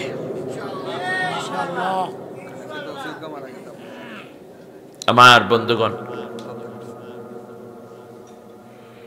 আল্লাহ রাব্বুল আলামিন এই সূরা কেন নাজিল করলেন, এই সূরা কি বুঝাইলেন, এটা শেষ কথা। এর মানে হচ্ছে কেউ যদি কোনো নির্দোষ মানুষকে অত্যাচার করো, নির্যাতন করো, মনে রাখবা এর চেয়ে তীব্র নির্যাতনের শিকার একদিন তোমার হওয়া লাগবে। বিশ্বনবীর গায়ে পাথর মারে যখন আবু লাহাব শুরু করলো, পাশের থেকে যারা ছিল তারা চিন্তা করলো আমরা আর বইসা থাইকা লাভ কি, তারাও পাথর মারে, বৃষ্টির মতো পাথর নবীর গায়ে আসা শুরু হলো। পাশেই একজন লোক দাঁড়ানো, নাম ছিল হযরতে আবু হালা রাদিয়াল্লাহু আনহু। গতকালকে আসর নামাজের পর মাত্র ইসলাম গ্রহণ করছে, গরিব মানুষ, ইয়াং ছেলে, মানুষের বাড়িতে কাজ করে। যখন কোনো বড় ট্রিপ আসে, মালের বোঝা আসে, উট দুম্বার পিঠ থেকে এইগুলা নামাইয়া মহাজনার ঘরে পৌঁছায় দেয়, কুলির কাজ করে। নাম হইল হযরতে আবু হালা রাদিয়াল্লাহু আনহু। চিন্তা করলেন নবীর গায়ে এত পাথর পড়ে, যদি এই পাথর নবীর সরাসরি গায়ে পড়তেই থাকে নবী তো মরে যাবে, নবীকে মরতে দেওয়া যাবে না, পাথরের আঘাত খাইতে দেওয়া যাবে না। তাড়াতাড়ি করে আল্লাহ নবীর সামনে গিয়ে দাঁড়ায় গেলেন, নবীকে পিছনে রাখলেন, শেল্টার দিলেন। ডান দিক থেকে পাথর আসে, ডান বাহু উঁচু করে, বাম দিক থেকে পাথর আসে, বাম বাহু উঁচু করে ধরে। সামনের দিক থেকে পাথর আসে, বুকটা সামনে পেতে দেয়, নবীর গায়ে একটা পাথরও পড়তে দেয় না। পাথরের আঘাতে আঘাতে আবু হালার নাক ফেটে গেল, নাক দিয়ে রক্ত পড়ে, চোখের উপরে পাথর পড়েছে, চোখটা বের হয়ে গেছে, বুকের মধ্যে পাথর পড়ে, বুকের হাড়টা ভেঙে গেছে, এই দিক থেকে হাত পা দিয়ে রক্ত ঝরা শুরু হয়ে গেছে। আরবের কতিপয় লোকেরা বলল, তোমরা কেউ আর মোহাম্মদকে মাইরো না, কোনোদিন আর কালেমার দাওয়াত দিবে না হয়তো। আবু বকর রাদিয়াল্লাহু তাআলা আনহু, আলী রাদিয়াল্লাহু তাআলা আনহু পাশেই দাঁড়ানো, তারাও শেল্টার দেওয়ার চেষ্টা করছে, কিন্তু একেবারে ফ্রন্ট লাইনে রক্ষার জন্য সামনে জীবন বাজি রেখে দাঁড়িয়ে গেলেন আবু হালা।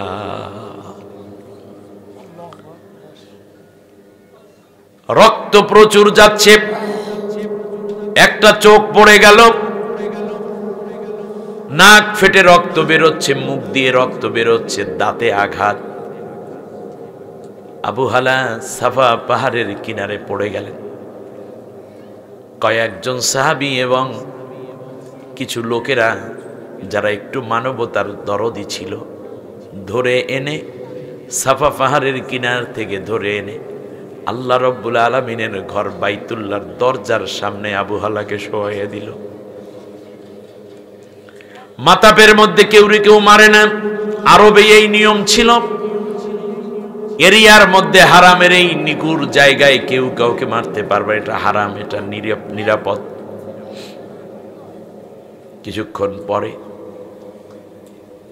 দেখতে পেল আবু হালা রাদিয়াল্লাহু তাআলা আনহুর কান দিয়ে, মুখ দিয়ে, গলা দিয়ে রক্ত বেরোচ্ছে। আল্লাহ রব্বুল আলামিনের ঘরের দরজার ফ্লোর ভিজে যাচ্ছে আবু হালার শহীদি রক্তে। আল্লাহর নবী দৌড়ে আসলেন,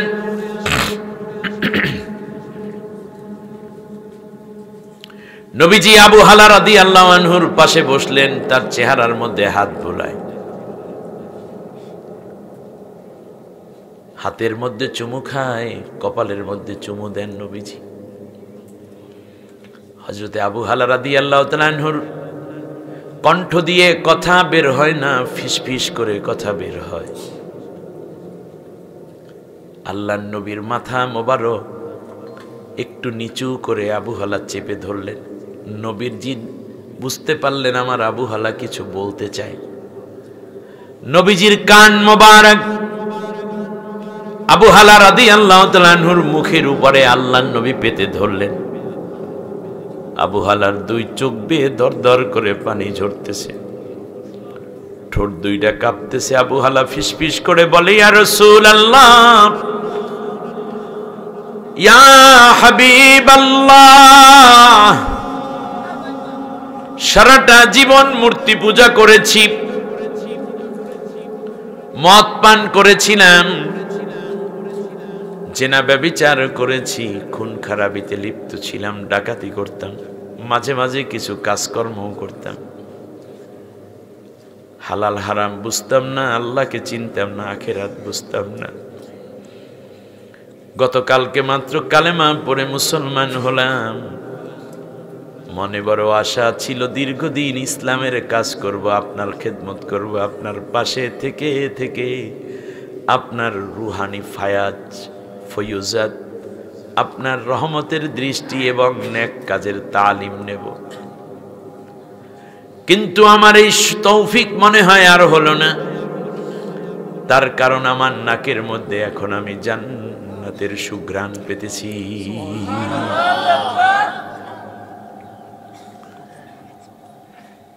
আমি দেখতে পাচ্ছি ওই যে জান্নাতের ফেরেশতারা আমার জন্য কি যেন সওগাত নিয়ে আসতেছে, কি যেন উপঢৌকন নিয়ে আসতেছে। নবী গো, আমার মনে হচ্ছে কিছুক্ষণের মধ্যেই পৃথিবী থেকে আমি বিদায় হয়ে যাব।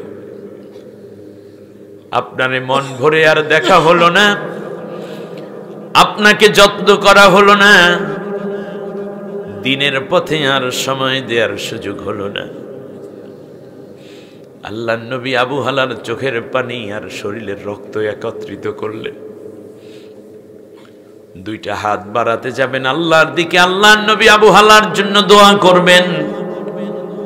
এমন সময় আল্লাহর নবীকে লক্ষ্য করে আবু হালা বলে, ইয়া রাসূলুল্লাহ, ওই জান্নাতের মধ্যে তো অনেক সুখ, আপনি বলেছেন হুর থাকবে, গেলেমান থাকবে, সেবক থাকবে, সেবিকা থাকবে, খানা দানা সব থাকবে। নবী গো, আপনার জান্নাতের মধ্যেও তো কত কর্মচারী, খাদেম খাদেমা থাকবে। যেই জান্নাত আমাকে এখন দেখানো হচ্ছে, আমি এই জান্নাত চাই না নবী, বরং আপনি যেই জান্নাতে যাবেন ওই জান্নাতের একজন খাদেম হয়ে আপনার পাশে থাকতে চাই। জীবনে পাব কি তোমার দিদার ইয়া রাসূলুল্লাহ, সে আশায় আছি গো বেঁচে গুনাহগার ইয়া রাসূলুল্লাহ। বলেন আমিন। জাহানের যেই দিকে তাকাই দরদি আর তো কেহ নাই,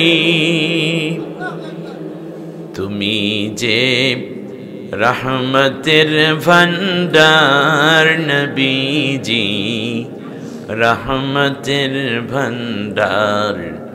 জীবনে পাব কি তোমার দিদার ইয়া রাসূলুল্লাহ। হযরত আবু হালা রাদিয়াল্লাহু তাআলা আনহু আফসোস করে নবীকে বলছি, ইয়া রাসূলুল্লাহ, আমার জন্য যেই জান্নাতের আয়োজন আল্লাহ রাব্বুল আলামিন করেছেন, ওই জান্নাত আমার ভালো লাগবে না, বরং আপনি দোয়া করুন আপনার জান্নাতের খাদেম হিসাবে আল্লাহ যেন আমারে কবুল করে নেয়। হযরত আবু হালার চোখের পানি আর শরীর থেকে বেরিয়ে পড়ার রক্ত আল্লাহর নবী দুই হাতে মাখায়া বাইতুল্লাহকে সামনে রেখে দুইটা হাত আসমানের দিকে উঠায় কয়, আল্লাহ, ও বাইতুল্লাহর মালিক, আমার জান্নাতের পাশে আমার আবু হালাকে জান্নাতি বানাইয়া দিও, মাঝখানে কোনো পর্দা রাখবা না, শুধু একটা নূরের ছোট্ট একটা পর্দা রাখো, যখন ইচ্ছে আবু হালা যেন আমার কাছে ছুটে আসতে পারে। শহীদ হয়ে গেলেন আবু হালা রাদিয়াল্লাহু আনহু। সেই দিনকে কেন্দ্র করে আল্লাহ রাব্বুল আলামিন সূরা রাহাব নাজিল করে দিয়ে বুঝাইয়া দিলেন, পৃথিবীর বুকে স্বজাতি যদি কারো বিরোধিতা করে, এইটা হলো চূড়ান্ত সবচেয়ে জঘন্যতম বিরোধিতা। আজ মুসলমান মুসলমানের বিরোধিতা করে, আলেম আলেমের বিরোধিতা করে, বক্তা বক্তার বিরোধিতা করে, এক ইমাম আর এক ইমামের বিরোধিতা করে, এক খতিব আর এক খতিবের বিরোধিতা করে, এক নামাজি আর এক নামাজির বিরোধিতা করে। এইটা করা যাবে না। আল্লাহর নবী বলেছেন, মান সাল্লা সালাতানা ওয়াস্তাকবালা কিবলাতানা ওয়া আকালা যাবিহাতানা ফাযালিকাল মুসলিম। যদি কেউ আমাদের নামাজের মতো নামাজ পড়ে, আমাদের কেবলাকে যদি কেবলা মানে, আর আমাদের জবেহ করা প্রাণীগুলো যদি খায়, তাহলে সে তোমার মুসলমান ভাই। সুতরাং আগামী দিনে আমরা তাফরিক করব না, ইখতিলাফ করব না। আসুন না, যার যার চিন্তা আলাদা। আল্লাহ প্রত্যেক মানুষের মেমোরি আলাদা, প্রত্যেক মানুষের কোষ আলাদা, প্রত্যেক মানুষের ব্রেইনের টিস্যু আলাদা, ব্রেইনের নিউরন আলাদা, রুচি আলাদা। দুই ছেলেই তো একরকম হয় না, দুই ভাই হয়, পার্থক্য হয় না। একটা মিষ্টি পছন্দ করে, একটা জাল পছন্দ করে, একটা কথা বেশি কয়, আর একটা একেবারে কমাই দিছে। এরকম হয় কি হয় না? দুই মেয়ে, আপনার দুইটা মেয়ে কি একরকম হয়? হয় না। সুতরাং আপনার মতো আমি হব না, আমার মতো আপনি হবেন না, কিন্তু ইমানের ভিত্তিতে আমরা তো এক হয়ে যেতে পারি, ঠিক না বলেন? কে কে এখন থেকে আর মনের দ্বন্দ্ব রাখবো না। আমরা ইসলামের ভিত্তিতে এক নবীর উম্মত, এক আল্লাহর গোলাম, এক কাবা, এক কোরআন, এক উম্মত, এক কিবলা, এক ঈমান, এই ভিত্তিতে আমরা ঐক্যবদ্ধ থাকবো। কে কে রাজি? দুইটা হাত উঁচু করে। আল্লাহ তুমি আমাদেরকে কবুল করো, আমাদেরকে ঐক্যবদ্ধভাবে ইসলামের সাথে থাকার তৌফিক দাও, দেশ রক্ষায় আমাদেরকে ঐক্যবদ্ধ হয়ে কাজ করার তৌফিক দান করো। আমিন। সুবহানাকাল্লাহুম্মা বিহামদিক আশহাদু আল্লা ইলাহা ইল্লা আনতা আস্তাগফিরুকা ওয়া আতুবু ইলাইক। একবার আলহামদু, তিনবার কুল হু আল্লাহ পড়েন, কবর জিয়ারত নিয়ত।